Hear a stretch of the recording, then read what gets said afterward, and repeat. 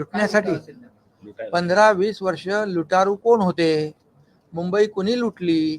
मुंबईला सोन्याची अंडी देणारी कोंबडी समजून लुटलं कोणी?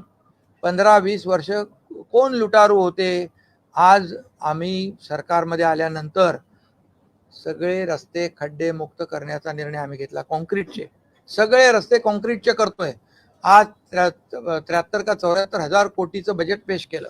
त्यामध्ये 43 हजार कोटीची कामं आहेत आणि पूर्वी 25% कॅपिटल एक्सपेंडिचर व्हायचं, आता 58% आहे. म्हणजे मग हे पैसे कुठं जात होते? आम्ही दरवर्षी ते खड्डेतले रिपेरिंग करणं, डांबराचे रस्ते करणं, दुरुस्ती करणं, असं जवळपास 15-20 वर्षात 3,500 कोटी रुपये वाया घालवले. याला जबाबदार कोण? आणि आम्ही तर मुंबई आज डीप क्लीन ड्राईव्ह, आज आम्ही आरोग्याच्या सुविधा, पूर्ण रस्ते कॉन्क्रीटचे करतोय. 25-30 वर्ष खड्डा पडणार नाही.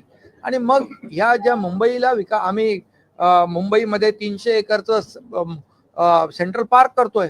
महालक्ष्मी रेसकोर्सला 120 एकर जमीन आम्ही घेतली आता, आणि कोस्टलच्या बाजूचं 175 एकर, असं सबवेने दोन्ही गार्डन जोडणार 300 एकराचं oxygen park, world class central park का नाही केला?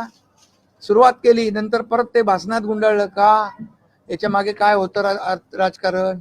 त्यामुळे मुंबईची तिजोरी साफ करणाऱ्यांनी, मुंबईला लुटणाऱ्यांनी या बाबतीमध्ये भाष्य करू नये.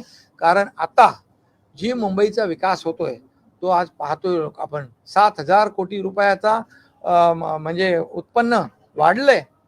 आणि जे म्हणाले की या सर्व एफडी तोडल्या 82,000 कोटीच्या एफडी आहेत. बरं, दुसरी गोष्ट, लोकांना सोयी सुविधा, आज मुंबईचं ब्युटिफिकेशन होत आहे. कोस्टल हायवे झाला. आज कोस्टल हायवेमुळे लोकांचं किती जीवनमान सुधारलेलं आहे.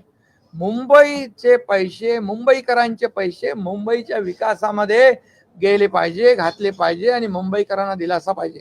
म्हणून पोल्युशन फ्री मुंबई करण्यासाठी, आपण खड्डेमुक्त मुंबई करण्यासाठी, भ्रष्टाचार मुक्त मुंबई करण्यासाठी आम्ही पावलं उचलले. म्हणून पोटदुखी झाली.